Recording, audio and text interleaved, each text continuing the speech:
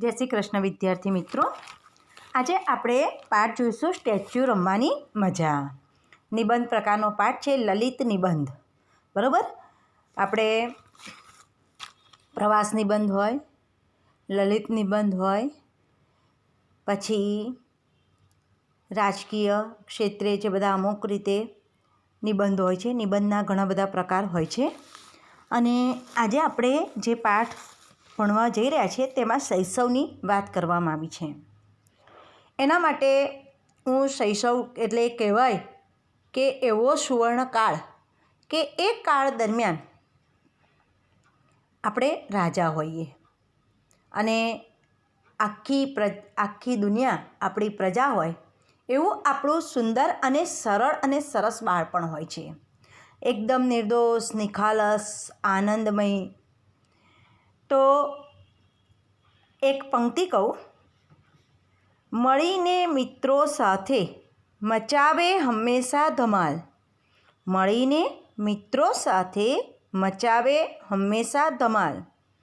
ગયા જ્યારે કિલ્લામાં ત્યારે નવી કરી કમાલ. ગયા જ્યારે કિલ્લામાં ત્યારે નવી કરી કમાલ. બીજી પંક્તિ કહું, ભોમિયા વિના મારે ભજવાતા ડુંગર, જંગલની કુંજ કુંજ જોવી હતી. અને એક ત્રીજી પંક્તિ કહું, વૃક્ષની પેલી છાયા નીચે મળતો તેનો દરબાર, નવા નવા પ્રયોગ કરી સતાવે બધાને વારંવાર. બધા મિત્રો બધા ભેગા થાય અને એ જે આનંદ અને એ જે અનેરી મજા હોય છે એ મજા ક્યારે પણ ભૂલાતી નથી એવું આ પાઠની અંદર કહેવામાં આવ્યું છે. મેં તમને પાઠ વિશે થોડું ઘણું પહેલાં લેક્ચરમાં કીધું હતું. હવે આગળ હું તમને કહું છું. આપણે પહેલાં પ્રસ્તાવના વાંચીશું. અનિલ જોશીનો આ પાઠ છે. નિબંધ લલિત નિબંધ પ્રકારનો પાઠ છે. દરેક વિદ્યાર્થીનું ધ્યાન ચોપડીમાં. કવિ નિબંધકાર અનિલ રમાનાથ જોશીનું જન્મસ્થળ અને વતન ગોંડલ છે. પ્રાથમિક માધ્યમિક શિક્ષણ ગોંડલ અને મોરબીમાં લીધું છે. HK આર્ટ્સ કોલેજ અમદાવાદની સ્નાતક થયા. તેઓ શિક્ષકના પરિચય ટ્રસ્ટના સહસંપાદક અને Mumbai municipal corporation language development પ્રોજેક્ટમાં ગુજરાતની ભાષામાં મુખ્ય સલાહકાર તરીકે સંકળાયેલા હતા. કદાચ બરફના પંખી અને ઓરા આવો તો વાત કરીએ તેમના કાવ્ય સંગ્રહો છે. આધુનિક ગીત કવિતાની ખૂબીઓ તેમની રચનાઓ છે. આધુનિક જીવનની અનુભૂતિ તેમની તાજગીભર્યા પ્રતીક કલ્પના દ્વારા તેમણે પ્રગટ કરી છે. આ ઉપરાંત ગઝલ, અછંદાસ કાવ્ય રચનાઓ પણ તેમણે આપી છે. સ્ટેચ્યુ એમનો અંગત નિબંધનો તો અને પવનની વ્યાસપીઠ તેમનો લલિત નિબંધનો સંગ્રહ છે. તેમણે કેટલીક સુંદર બાળકથાઓ પણ આપી છે. તેમના સ્ટેચ્યુ નિબંધ સંગ્રહને 1990ના વર્ષને દિલ્હી સાહિત્ય અકાદમી પુરસ્કાર એનાયત થયો હતો. સ્ટેચ્યુ રમવાની મજા આ વતનના સંસ્કારની સ્મૃતિ લેખકે આલેખેલી છે. આ રચનામાં સર્જક પોતાની સંવેદનાનો જાત અભિવ્યક્તિ રૂપ આપવાની મથામણ કરી છે. કથાનાયક બાળપણમાં ભેરુ સાથે સ્ટેચ્યુ બંધાવી ભેરુઓને થીજવી દેવાનો આનંદ લેતા, પરંતુ ઝીણો નામનો ભેરુ સ્ટેચ્યુ કહેવાનો મોકો કોઈ ભેરુને મળતો નહીં. ઝીણાની ચપળતા કોઈ ઉપાય નહોતો. ઝીણાને સ્ટેચ્યુ કહીને થીજાવી દેવાનો મનસૂબો કારગત નીવડ્યો નહીં. પરંતુ એક દિવસ અચાનક ઝીણો વીજળીના થાંભલા સાથે ચોંટી સ્ટેચ્યુ થઈ ગયેલો. ઝીણાએ કોઈએ સ્ટેચ્યુ કહ્યું નહોતું, છતાં પણ તે સ્ટેચ્યુની રમત પણ અદ્ભુત જ છે. તેના વિવિધ રૂપોનું સર્જક પરિચય કરાવે છે. આપણે ઈશ્વર સાથે પણ સ્ટેચ્યુ બંધાવ્યું છે અને ઈશ્વરે સ્ટેચ્યુ કહેવામાં ઝીણા ભરવાડ જેવા ઉસ્તાદ જ છે. એટલે જ ગમે ત્યારે આપણને સ્ટેચ્યુ કહી થીજવાવી દે છે. આપણે પણ ઈશ્વરને સ્ટેચ્યુ કહી મંદિરોમાં થીજવી દીધા છે. જો આમ જ હોય તો પછી દુઃખી થઈ જીવ બાળવા કરતાં જીવન રમતમાં ખેલદિલી દાખવી આનંદ પ્રાપ્ત કરી લેવો એ જ પરમ સત્ય છે. એ જ પરમ સત્ય છે. બરાબર.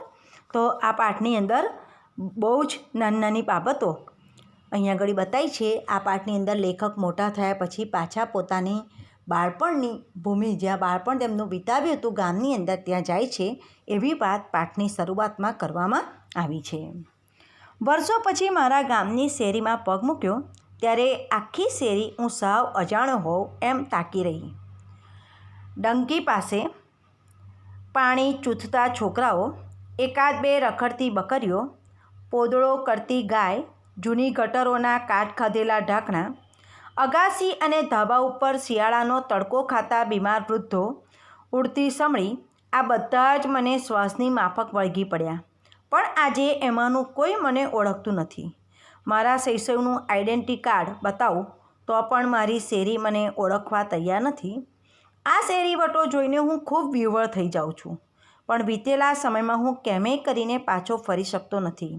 આંખમાં એક મકાનો ઠાંસી ઠાંસીને ભરી લઉં કે પછી શેરીના શ્વાસમાં લઈ ફેફસામાં ભરી લઉં એવી તીવ્ર ઈચ્છા થઈ આવે છે, પણ હું કશું જ કરી શકતો નથી. મારી શેરીમાં ભૂતકાળના જળ થીજી ગયા છે. સાંજે પડતા હું એકડિયા બગડિયા ઘૂંટતો હતો તો તાલુકાના શાળાના કમ્પાઉન્ડમાં કોઈને ખબર ન પડે એ રીતે પગ મૂકું છું. એ શાળાનું મકાન હજી એવું ને એવું જ રહ્યું છે. રિસેસમાં અમે પાણી પીવા જતાં એ પાણીની ઓરડીની જગ્યાએ એક મોટું મકાન બંધાઈ ગયું છે.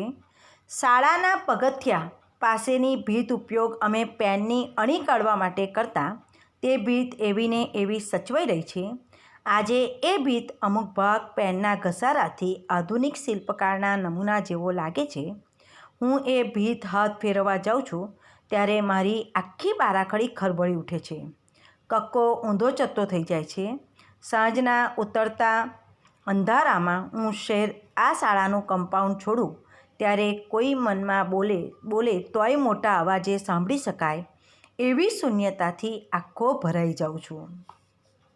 વહેલી સવારે શેરીમાં કેટલાક છોકરાઓ કેસુડા રંગ બનાવતા જોઉં છું ત્યારે વસંત ઋતુનું આછું લખલખતું મારા શરીરમાં વીજળીના કરંટની જેમ પસાર થઈ જાય છે. પાંડુ જેવો હું કેસુડાને અડકવા જાઉં છું પણ અડકી શકતો નથી. કોઈ તોફાની છોકરા મને રંગ છાંટી જશે એવી બીકથી થથરીને હું એક ઢાળિયા પર ભરાઈ જાઉં છું. એક ઢાળિયો ગોખલા જેવી બારીમાં જેટલી દેખાય એટલી શેરી જોઉં છું ત્યારે મને લાગે છે કે શેરી બદલાઈ નથી, પણ હું બદલાયો છું. શૈશવ ઉછળકૂદ કુદરતી હતી. હવે એ ઉછળકૂદ મારે પરફોર્મ કરવી પડે છે. શૈશવ તો પતંગિયા જેવું આવ્યું, બેઠું અને ઉડ્યું, પણ એ શૈશવ ઉડી ગયેલા પતંગિયા કોઈવાર મારા ચશ્માના કાચ ઉપર આવી બેસી જાય ત્યારે મારા ચશ્મા ઓગળીને રેલાઈને જાણે સાલ્વાડોરની ડાળીની જેમ ઓગળતી ઘડિયાળનું ચિત્ર દોર્યું એમ ઓગળતા ચશ્માનું ચિત્ર દોરવાનું મન થાય છે. એટલે એવું કહેવાય કે જેમ જેમ આપણે મોટા થઈએ ને વિદ્યાર્થી મિત્રો, તેમ તેમ આપણામાં કૃત્રિમતા આવતી જાય, આર્ટિફિશિયાલિટી આવતી જાય. ખરેખર જગતની સામે આપણે જેવા હોય ને એવા આપણે નાનપણની અંદર જ પેશ થતા હોઈએ છીએ. આપણું વ્યક્તિત્વ જેવું હોય એવું આપણે નાનપણમાં દેખાઈએ, પણ પછી આપણને ક્યારે પણ એવી નિખાલસતા, નિર્દોષતા ક્યારે પણ આપણા જીવનમાં આવતી નથી. એટલે કૃત્રિમતા કે પહેલાં આપણે કુદરતી રીતે જ, અને એવું કહેવામાં આવે કે લાખોમાંથી કેટલાક લોકો જેવા હોય કે જે આ જીવન પોતે નિર્દોષ અને નિખાલસ સરસ રીતે જીવી શકતા હોય છે. તો અહીંયા આગળ કવિએ પોતાનું બાળપણ યાદ આવે છે અને એ બાળપણની અંદર પોતે વીતેલો જે સમય છે એ સમય કે એ કુદરતી જે નિખાલસતા જે આપણાની અંદર જોવા મળે છે તે હવે મોટા થયા પછી એને પરફોર્મ કરવું પડે છે, એને ભજવવું પડે છે એવું કહે છે. અમારી શેરીમાં સ્ટેચ્યુની રમત ખૂબ પ્રચલિત હતી. મારા બાળપણના ભેરુઓ સાથે મેં પણ સ્ટેચ્યુ બંધાવેલું. આ સ્ટેચ્યુની વિશેષતા એ હતી કે તમે સ્ટેચ્યુનો આદેશ આપીને સામા ભેરુની બધી જ ક્રિયાઓ થીજાવી શકો.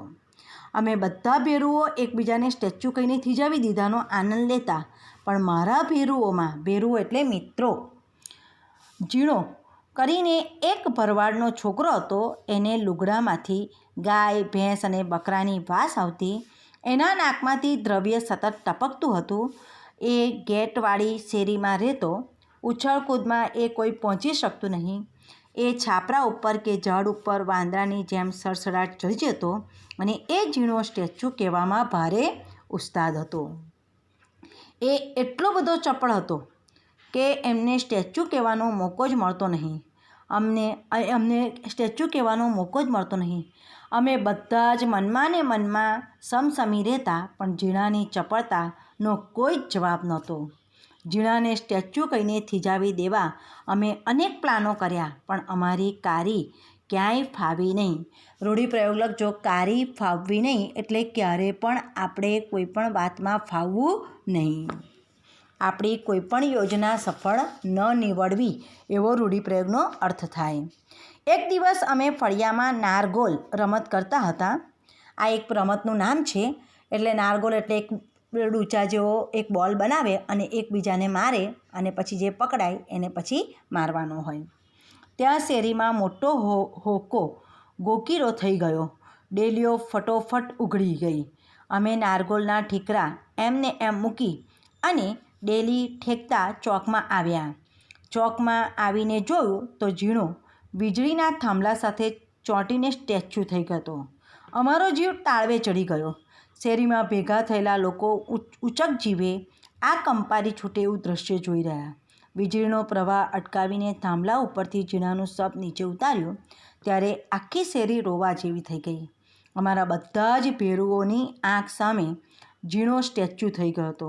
એ પ્રસંગ હજી આંખ સામેથી ખસતો નથી, પણ હવે ઝીણાને કોણ કહે કે અમે તને સ્ટેચ્યુ કહ્યું નથી, તું સ્ટેચ્યુ શું કામ થઈ ગયો? તને કોણે સ્ટેચ્યુ કહ્યું? આ સવાલનો મને કોઈ જવાબ આપતું નથી.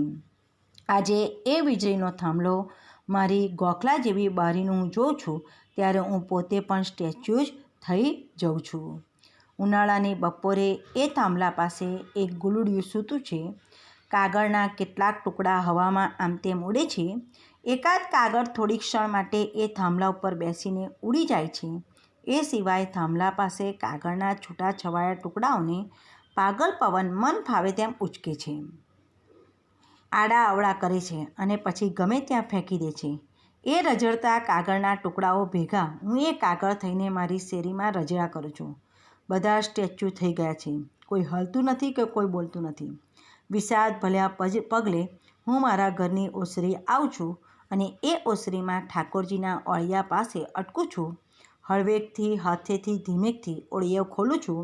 ઓળિયો ખુલતા જ શ્રી કૃષ્ણની પિત્તળની મૂર્તિ જોતાં ભગવાન તમને પણ સ્ટેચ્યુ થઈ ગયા છો એવો સવાલ પૂછી મૂર્તિ પાછી હું મૂકી દઉં છું. ઓળિયો બંધ કરી દઉં છું. ઓળિયો એટલે કબાટ નાનું. ઓળિયો એટલે નાનકડું કબાટ, તાકું, બરાબર? બખોલું, ગોખલું, હાટિયું એવું કહેવામાં છે ઓળિયો. જન્માષ્ટમીના દિવસના સ્મરણ હું મેળામાં પહોંચી જાઉં છું. હવે આ પાઠની અંદર મેળો, બાળપણની અંદર ગામડાઓની અંદર મેળો થતો હતો અને એ મેળો માટે બાળકો એટલા બધા ઉત્સુક અને આતુર રહેતા હતા અને એની મજા જ કંઈ ઓર હતો. એટલે અહીંયા લેખકને પોતાનું બાળપણ યાદ આવે છે અને પોતે મેળામાં જવા કેવા તૈયાર થતા હતા અને એમને નાનપણની અંદર કઈ ભૂલ કરી હતી એ આપણે આગળના પાઠમાં જોઈએ. વિદ્યાર્થી મિત્રો, જન્માષ્ટમીના તહેવારની એક કાગને ડોળે રાહ જોતો પંચનાથ પાસે એક દિવસ મોટો મેળો ભરાતો. આ મેળા જવાનો થનગણાટ મને શ્રાવણ મહિનામાં બેસતા જ અનુભવતા. એક જન્માષ્ટમીની આગલી રાતે મેં મેળામાં જવાની બધી જ તૈયારી કરી લીધી. બજરિયા રંગનું બાંડિયું અને બ્લુ ચડ્ડી ગાદલા નીચે ઇસ્ત્રી કરવા